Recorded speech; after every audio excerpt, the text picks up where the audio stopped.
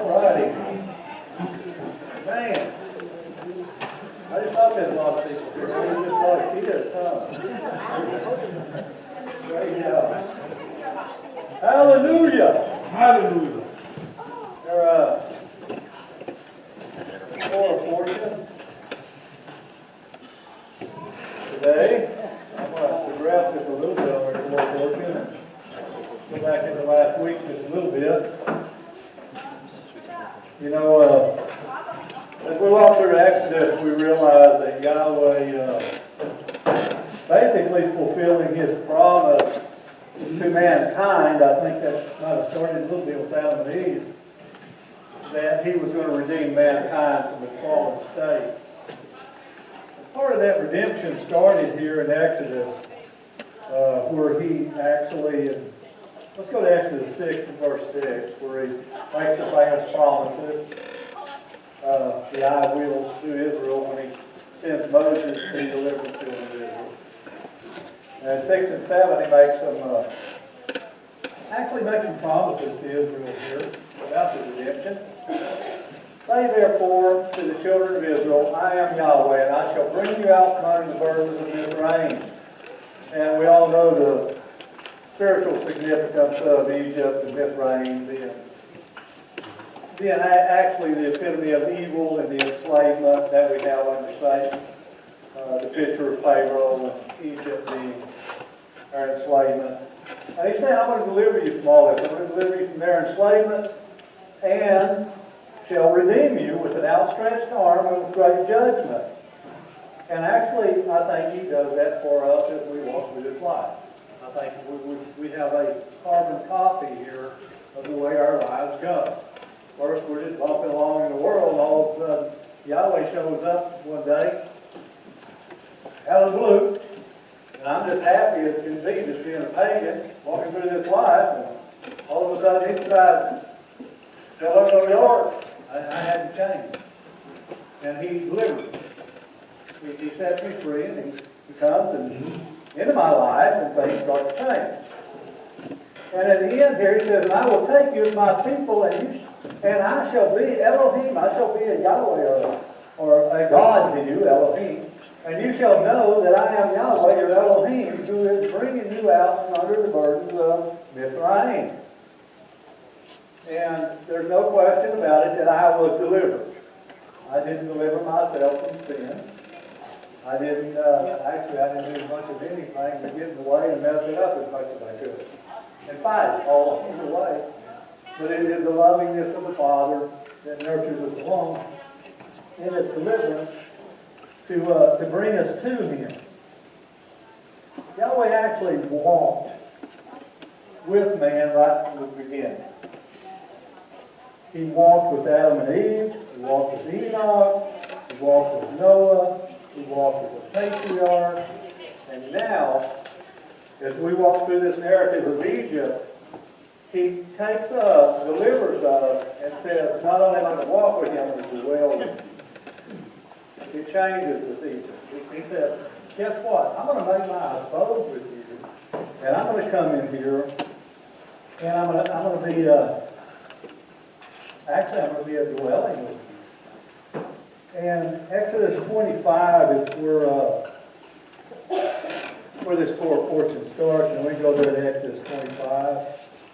And I want to look at verse 8 first, and then go back and forth a little bit here.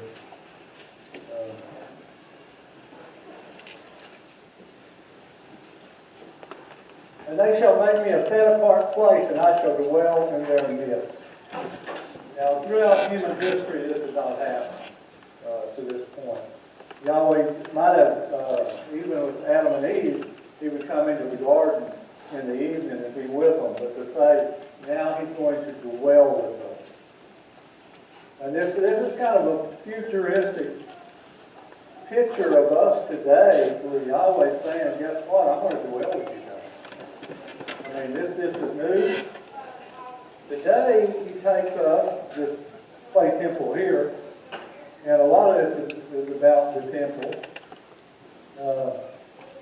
Believe it or not, starting in Genesis 25 onward, There's about 60 chapters in the Torah total devoted to the temple and the service of the temple and the things that went on with the temple. And that's a whole lot of narrative just for that aspect of who we are today and what we're doing. Anyway, he's making a dwelling. And what a great privilege it was for Israel to have Yahweh be their Elohim and dwell with them.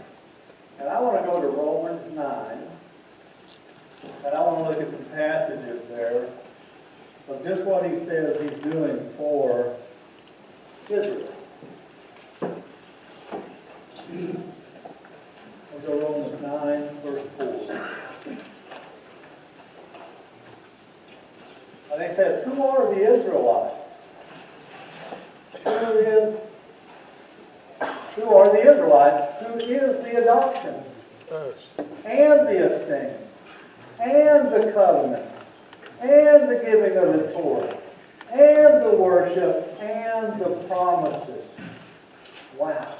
You know what he just said? Look at that in the King. Can you put that up in the King James right there?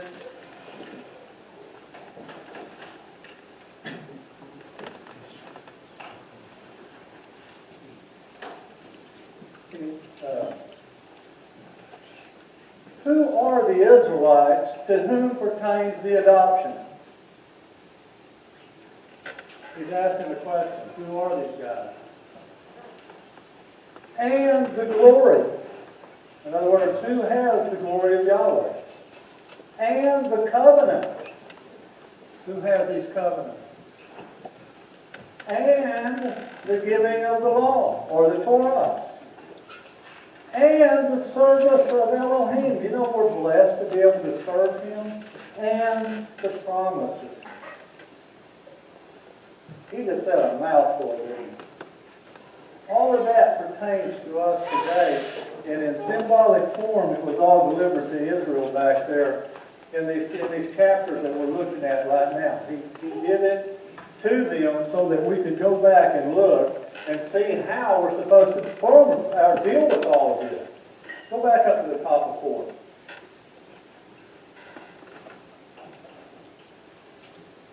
How does this adoption work? And we're seeing it played out in Exodus, the adoption. We're seeing us be chosen as His people and Him bringing us into His house as children to be His. The glory. When we sing these songs about the kavod, the glory of Yahweh being the Shekinah glory coming and resting upon the tabernacle. And Jordan talked a lot about that this morning, where the glory of Yahweh filled the tabernacle and all of that. We get to behold that in a symbolic way because we get to have it inherent within us, to see the glory of Yahweh, not to visually see it, but to feel it. To feel it. Like the weight of His glory. In other words, the feeling of His glory, and you can feel it on you. And the covenants. And the covenants is something I think that only the Messianic groups of people grasp. I don't think the Protestant people grasp the covenants. They want to throw them away. They think that they're in some brand new thing that's just come up. That there is no real covenant, just a covenant. But right here he's saying that we have the covenant. And the giving of the law, which that's huge. If you don't know how to serve your Elohim, you're going to be lost and confused. And I think that's where Christianity has left a lot of people lost and confused. Without a set of laws, you don't know how to serve Him. Pagan religions of the world really does not have a set of laws like Christianity does, like we have with the Torah. That leaves these pagans confused of how to serve their deity. When they're starting to try to serve Dagon or Tammuz or all of either. All they know is that God's man go throw a baby in the fire. We don't know how to do it. Cut ourselves. Start flagellating ourselves. Start doing all these weird things, jumping around doing weird dances. Because they don't know how to appease the deity. Only Yahweh gives us clear, concise instructions of what He expects and how He expects it to go forward. And the service. There's a lot to say about the service of Elohim. You know, us as a body, we are really to bring forth fruit, or to be doing something, performing something. And that really seems to be lacking in our movement. Some people serve and some don't. We all should be doing some portion to benefit the body and bring the body together instead of tear the body apart. And we can make a lot of analogies of are you a giver or are you a getter? You know, the way I give and the way I get. Are you a praiser or are you a complainer? You know, are you looking for solutions or are you looking for problems? Are we building the body up or are we tearing it down? There's a lot to say about wheat and tares and what we're doing and how we serve Yahweh and how we come before Yahweh, how we approach that glory. I think we've lost a lot of respect for the glory, for coming before Yahweh. We really come before Him in a flippant way. We really don't respect that majesty, I think, the way we should. When the glory or kavod showed up, all the times in the Old Testament, the people were face down with their nose in the dirt as soon as it happened. The reason they did that was because they feared and quaked before that presence, and that was done in a cloud, in an obscure way before Yahweh. That's as close as we get to get in that obscurity. We don't realize that we come before His throne guilty of death. And we're standing there before the judge of all the universe, and I am guilty as charged. And He commutes my sentence before Him. He says, okay, now I'm gonna let y'all cook this time, and I'm gonna commute your sentence. And the first thing I do is I jump up and say, thanks, Judge. Give me a new house. Give me a new car. Give me a new job. Give me. I never think of how can I serve you or what can I do for you. Thank you. How can I be your servant? That's a dimension that we're kind of lacking in. The privilege of being able to come before Him, I think, has great responsibility for us. We're going to look at some scriptures about the election and all of these things and coming before Him. So let's go to Hebrews 12:28.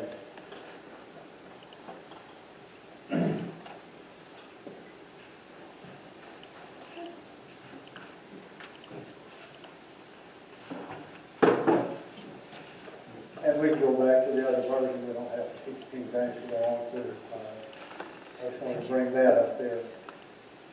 Therefore, receiving an unshakable reign, let us hold the favor through which we serve Elohim pleasingly with reverence and awe. With reverence and awe. Serving Him. And hopefully we will serve Him. As Yahweh come down on the mountain, and He was there, and the children of Israel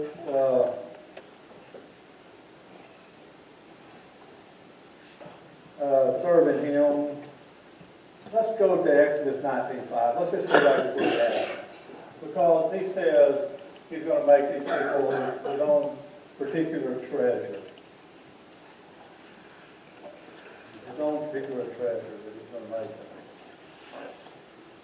Exodus 19, now if you diligently obey my voice and shall guard my covenant, then you shall be my treasured possession above all the people, for all the earth is mine. So you're going to be this possession above all people. He's exalted you above all mankind. Right there. And he's saying, you are my special treasure, my segula. This treasure is so precious that I don't want to let go of it, or I don't wish to let it out of my sight, because it's so near and dear to me. He summons us to come to that point. I'm going to go to Exodus 24, verse 9. And it's right there.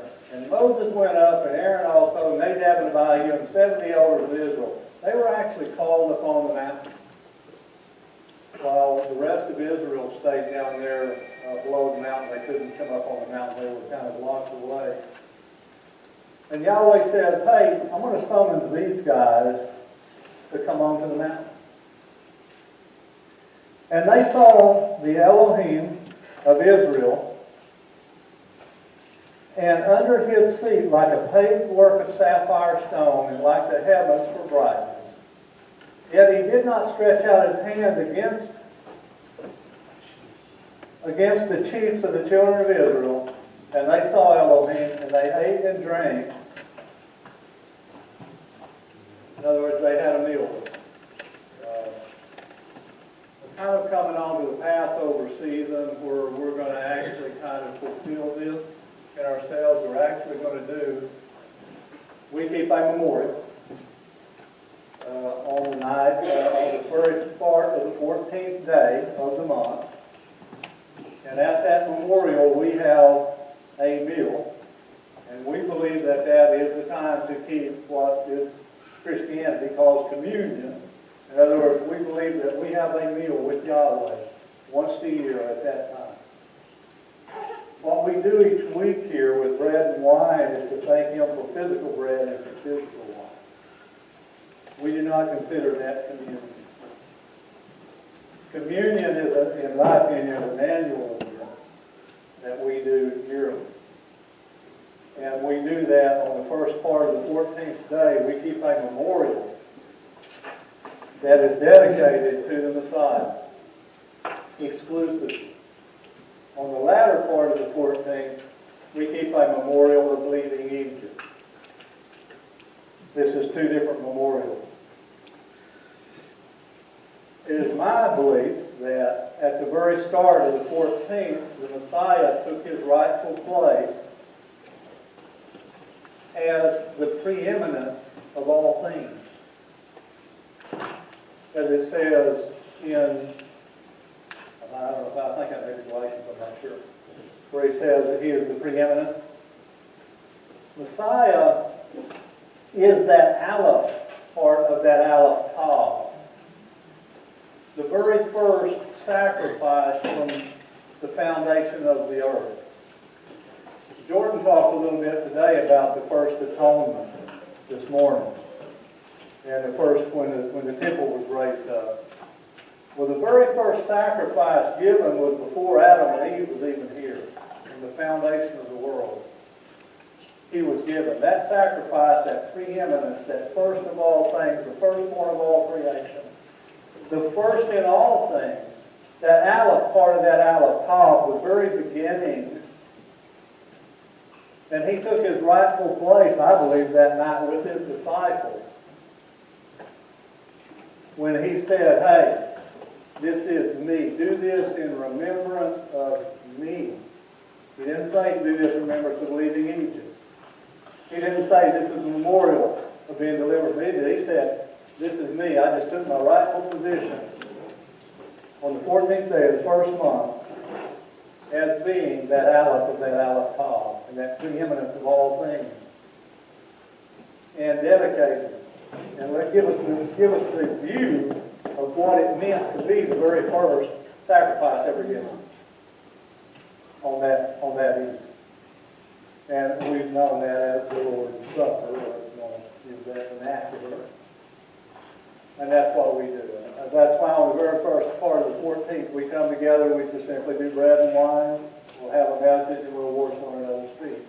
as he did in John 13, where he washed the disciples' feet. And that is that memorial. They ate and they drank with Yahweh here. And Yahweh said to Moses, It jumped on me, sorry. I lose my own place. And Yahweh said to Moses, come up to me on the mountain and be there while I give you tablets of stone and the Torah and the commandments which I have written to teach them. So Moses is called, Moses and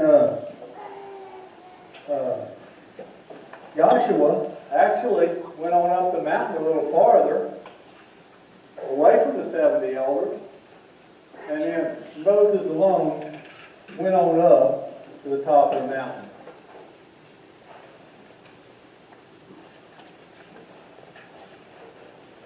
You know, Yahweh created us in His image so that we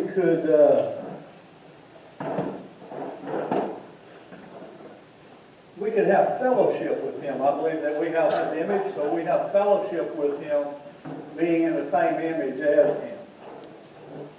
And having this fellowship with Him, we are invited not to be like the children of Israel and settle just to stay at the base of the mountain.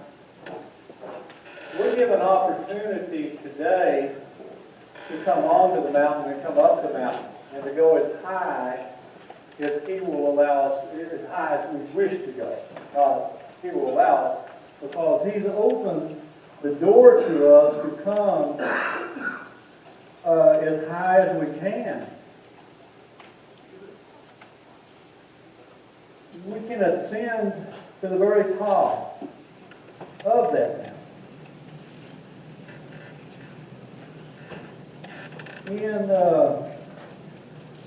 We know that the veil of the temple was rent upon the passing of the Messiah.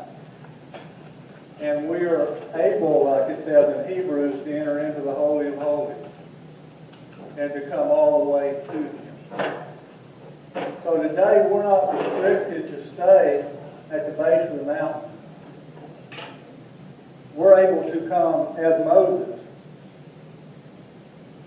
and the 70 elders and come onto the mountain.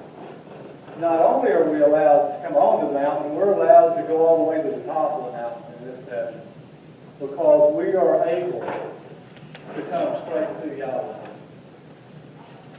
Hallelujah. Hallelujah, hallelujah.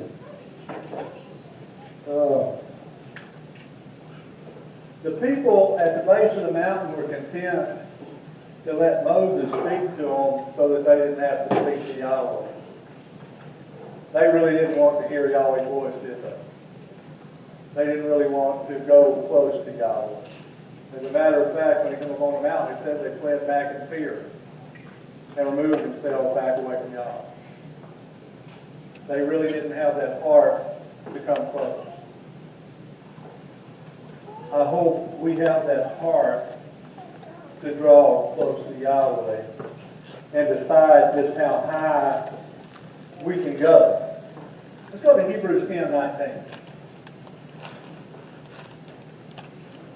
Hebrews 10:19.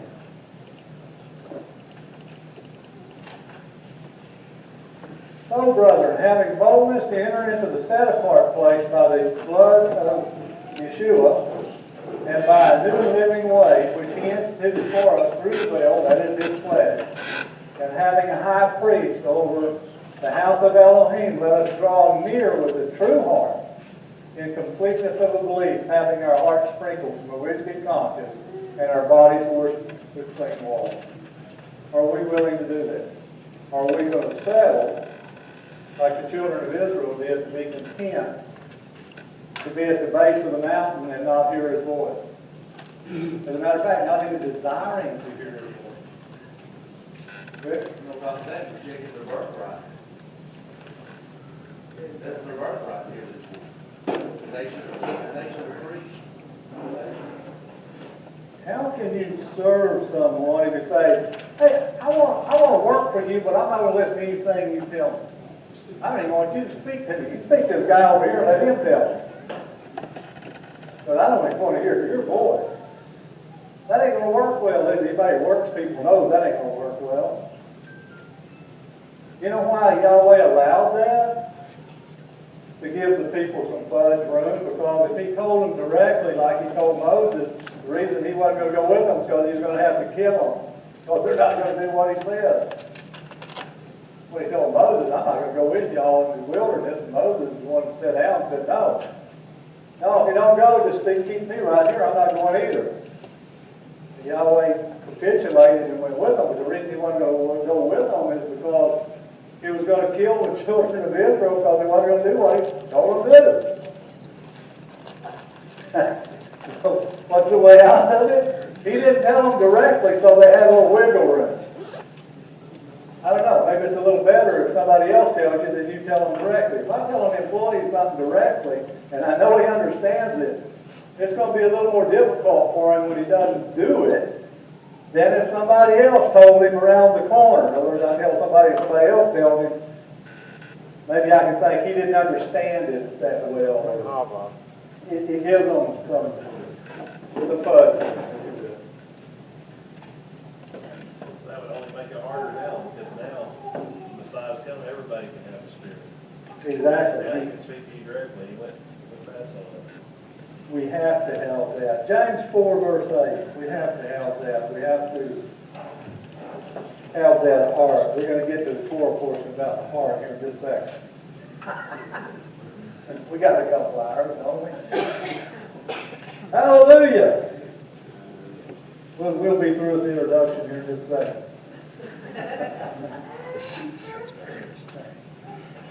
Draw near to Elohim, and he shall draw near to you. Cleanse your hands, you sinners, and cleanse your hearts, you double-minded.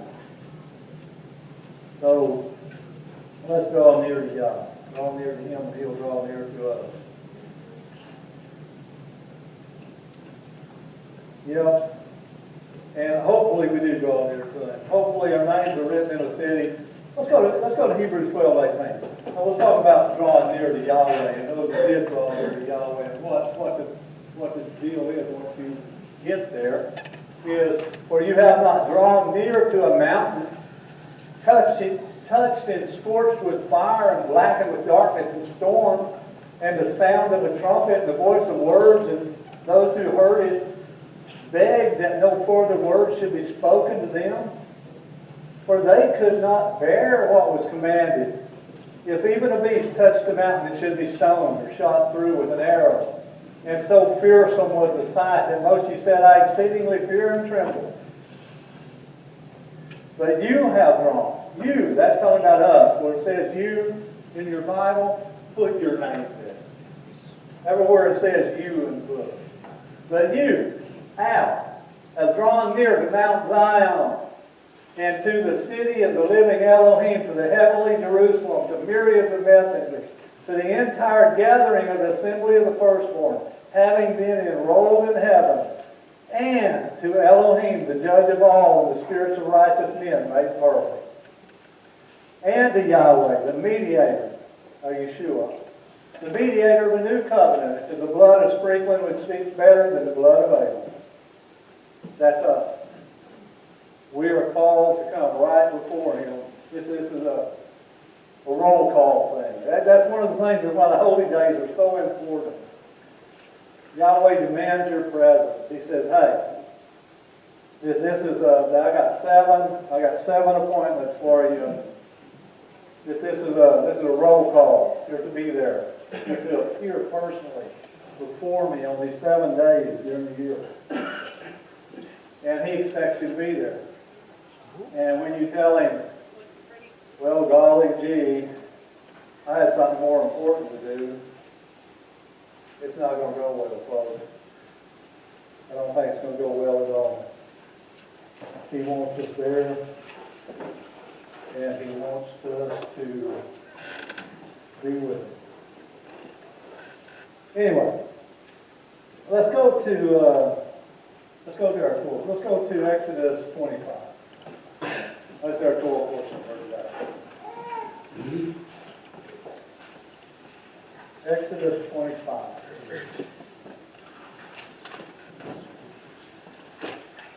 And this is the start of the tabernacle right here. He's taken up a collection to build it. And Yahweh spoke to Moses, saying, speak to the children of Israel that they take up contribution for me, from everyone whose heart moves him, he shall take up my contribution. And he starts off with the heart. In other words, if you don't have the heart to build this tabernacle, you're not going to have any part in building it. This is a voluntary thing. The tabernacle that he's building here was one that gives us a picture of what this one right here is supposed to look like and how this one's supposed to function. We can take all of those analogies throughout all the 60 chapters in the Torah about how it functioned, how they worked it, how they made it go, and we can apply it in some respect to this one right here because there's an analogy. All of this was put in place to teach us as a teacher, is what the New Testament says, for those whose the ends of the age have come. Did you know of all the books in the Bible, at least one that is read probably or looked at is Leviticus? You know, of all, and that's because it's all about priesthood. And Christianity tells you positively, absolutely, that's the one that you absolutely do not need. Of all of it, that's, throw that one away for sure. Not only is the law done away with, but this thing about the priesthood, buddy, that's totally gone. And that's the one that teaches us how to serve God. Satan's done a masterful job at doing what he has done to the world, killing the tabernacle. The tabernacle is known as, go to Exodus 26:36, it's known as the sanctuary.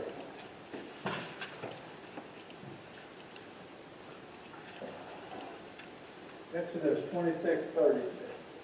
And you shall make a covering for the door of the tent, blue, purple, scarlet material, fine woven linen, made by a weaver. Well, maybe it's called the sanctuary. I made a King James. What's that say in the King James? Does it say sanctuary there?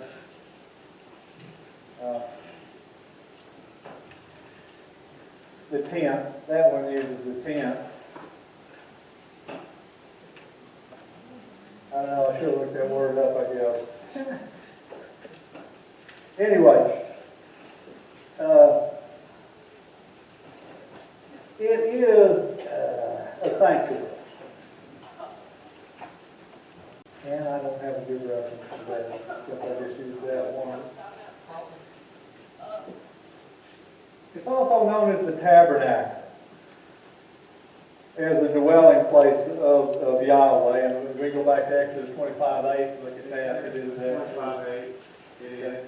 The sanctuary used there also? Yeah. Both words are used there, isn't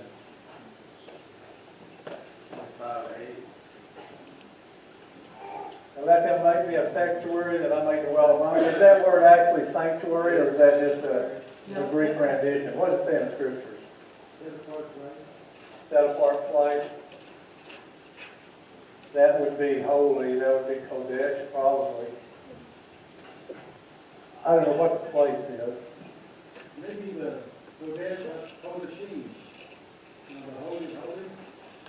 Yeah, I think it's fine.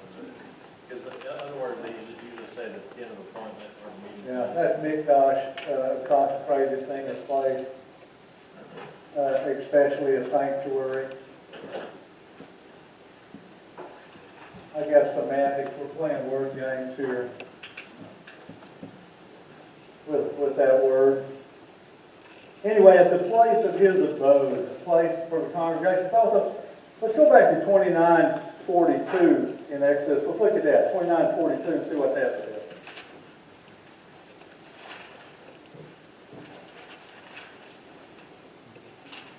Tent of meeting. That just says tent of meeting, which is the word meeting there is, well, that's the tent. The old hell is the tent. Congregation, tent of the congregation. See, the word congregation is Moed. It's the tent of the appointment. So that is the Moed. The tent of the Moed.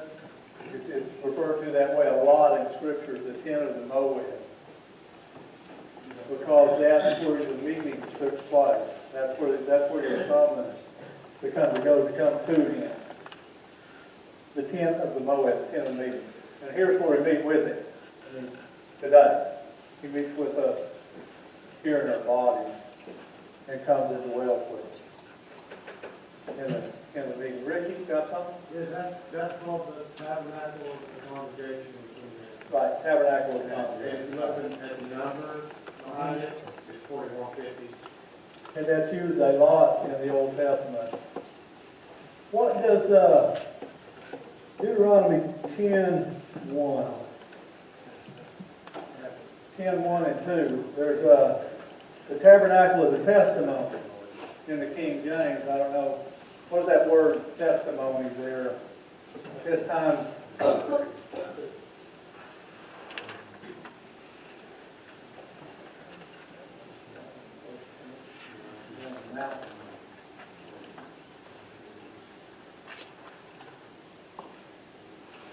yeah, wouldn't be the first time I got a bad reference. Oh man. Let's look at That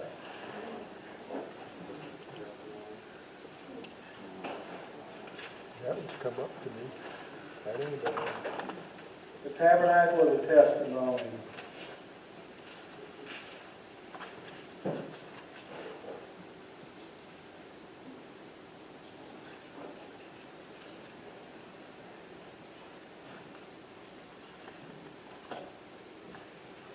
Anyway, there's different aspects given to this, the tent of the meeting, the tent of the congregation. In Numbers 1:53 it says tabernacle testimony. Tabernacle of testimony. Yeah. Okay, that's it. And then Leviticus 24 it talks about the veil of the testimony. The veil of the testimony. And then Numbers 4:5 says the ark of the testimony. So that's all three. Along with the accoutrement, so the testimony of Yahweh. Ricky?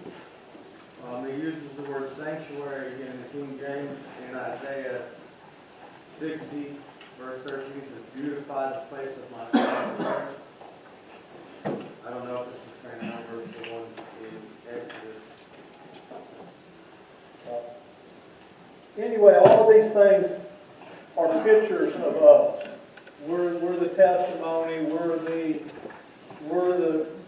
place where the glory is supposed to show forth. We're the place where the meeting is supposed to take place. We're the one that's supposed to do all of these things combined with us all in one. He told Solomon on building, when Solomon built the temple, see, now this is all the tabernacle. When Solomon built the temple, let's go to 1 Kings 6:11. We're going to read 11 through 13 there about what he told Solomon, that he would basically dwell among the children of Israel and not forsake them.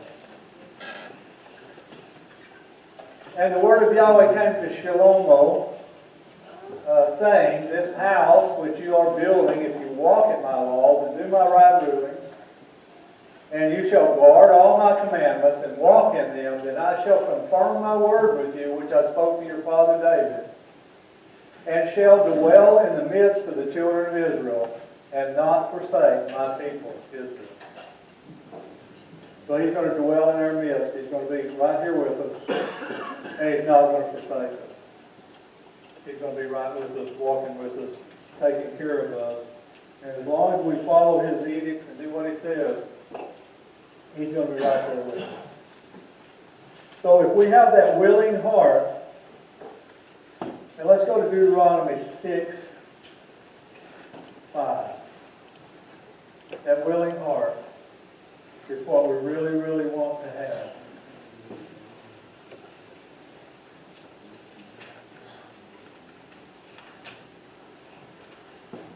And you shall love Elohim with all your heart, with all your soul, and with all your mind. If we really love Him, and we really have that heart, then He's allowing us to build this tabernacle forever that we have to be with Him and to walk with Him, and for Him to be our Elohim and us to be His people.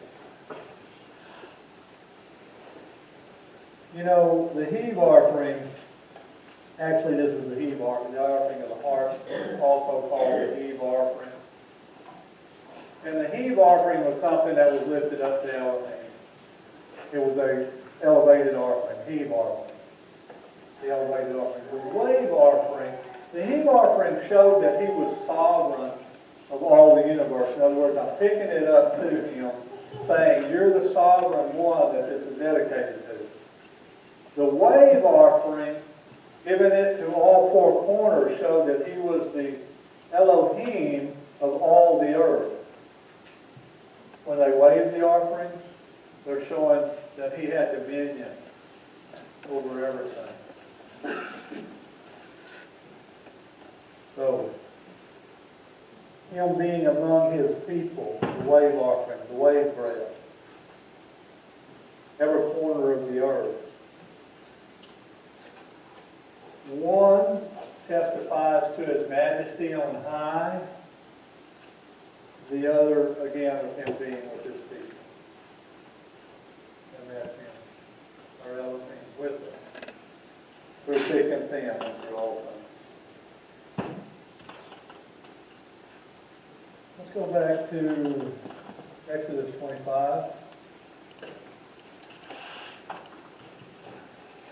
Everybody we just start right there again.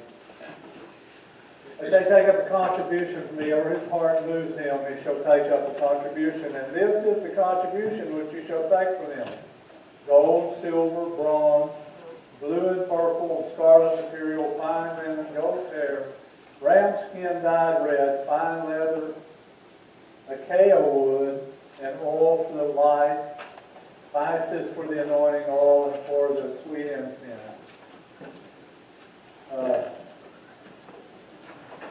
wonder what a shoham stone and stones to be set in the shoulder garment and in the breastplate. And they shall make me a set-apart place, and I shall dwell in their midst. You know, when he talks about clothing his bride, clothing the children of Israel, I want to look right quick at one place where he talks about the way he clothed the children of Israel in their go. Let's go to Ezekiel 16.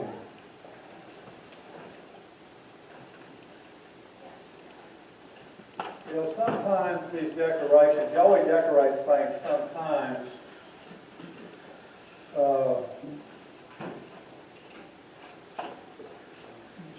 just so that they can be pretty things.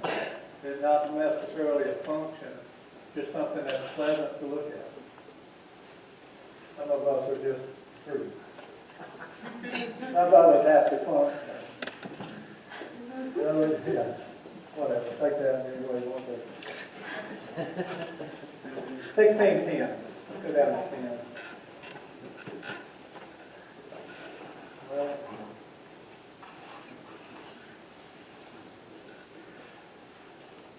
let's back up just a little bit. But he's talking about clothing Israel. Yep, right there.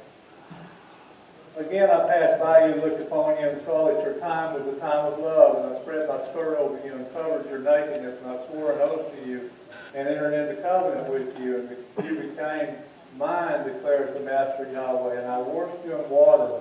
I washed off your blood. I anointed you with oil, and I dressed you in embroidered work, and gave you sandals of leather, and I wrapped you in fine linen, and covered you with silk. I adored you with ornaments, and I put bracelets on your wrists, and a chain on your neck, and I put a ring in your nose, and earrings in your ears, and a crown of adorning on your head. Thus you were adorned with gold, silver, and your dress was of fine linen, silk, and embroidered work, and you ate the fine flour, and the honey, and the oil, and you were exceedingly furry. And because of your royalty, your name went out to all the nations. talking about the things that he's gathering here for the temple that he needs with his willing heart. He's talking about clothing you and decorating you. And showing you off as the beauty of the world. You ever think of that? He's wanting us to be that adorned bride. And he's wanting to clothe us and decorate us. And basically to show us off. The big if we will do what he tells us to do. Well, who has a treasured possession and leaves it dusty and nasty and doesn't take care of it? Yeah. All of us. All of us. All of us, all of us. Rich? Now, what we call the gospel today is the same way. It says, for me to be baptized in the Messiah is put him on. There's no Jew, Greek, male, or female. We have to actually put on the Messiah. He decorates us with himself. And when the Father sees us, he don't see rich. I'm in hiding. I've got a robe of righteousness. I've got the Messiah. When he sees me or anybody here sees the Messiah, Isaiah backs that up. In Isaiah 32, just find it real quick. 32:2, it says, and a man shall be as a hiding place from the wind, from the turbulence, from the tempest, as the shadow of waters in a dry place, as the shadow of a great rock in the very land. It says again in Isaiah, it says that, and there will be a tabernacle, a shadow of the daytime from the heat and from the place of refuge and cover from the storms and from the rain. And it's talking about the Messiah. It says it again in Isaiah, about 26 right in that area, it says the exact same thing. And that's what he testified that we're going to get that same robe that the house of Moses got on the house of Yahushua. He's going to put that same robe on us. We have to give it with a willing heart. We have to be able to participate towards that with a willing heart. We have to have that heart to do it. Did you know that the holiest of all the offerings ever given, y'all know what that is? It was simple flour. Let me go to Leviticus. I'll stop this. Let's go to Leviticus 2, and I want to look at verse 4. And I want to talk about the offerings here with the pure heart and all of that, and those that gave. And he's not really talking about your silver and your gold and people giving great things. He's talking about just giving it with the right attitude and the right heart. That's what he's talking about. He says, and when you bring an offering, a grain offering, baked in an oven, it is unleavened cakes of fine flour mixed with oil, and unleavened cakes anointed with oil. But if your offering is a grain offering on the griddle, it is fine flour unleavened mixed with oil. Divide it into bits and pour oil on the grain offering. And if your offering is a grain offering in a stewing pot, it is made of fine flour with oil. And you shall bring the grain offering that is made of these, and shall present them to the priest, and he shall bring it to the altar. And the priest shall take from the grain offering a remembrance portion, and burn it on the offering made by fire, a sweet fragrance to Yahweh. And the rest of the grain offering is for Aaron and his sons, most set apart of the offerings to Yahweh made by fire. That is the holiest of all offerings. And it is because that is the poorest of the poor they gave that offering. They didn't have an animal. All they had was food. And Yahweh has more respect for that offering than he does for all the born food. And that brings the analogy of by the fruit of our lips, of our tongues, that our prayers, that is that sweet savor that comes up before him. It don't cost you nothing. It's without cost.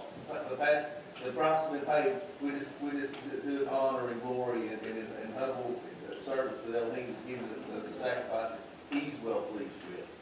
It ain't great. It ain't great when we don't have to climb over the mountain to get it. It's by the sacrifice of praise. We do that honor, that service. Just do your part to build the body, to be in service to God. And that's all he's asking. He's not asking for great exploits to go slay dragons or anything. Just do your part and be a builder. That's what Yahweh wants. And if everybody's doing their part and living for the kingdom and supporting their brother, push each other one up, not down. And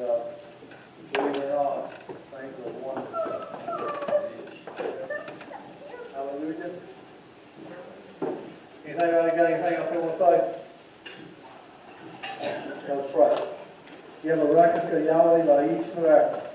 Yer Yahweh Tanabalaka Rishonah. Yisai Yahweh Tanabalaka. Do you thank me, Shalom. May Yahweh bless you and keep you. May Yahweh make his face shine upon you and be gracious unto you. May Yahweh lift his countenance upon you and give you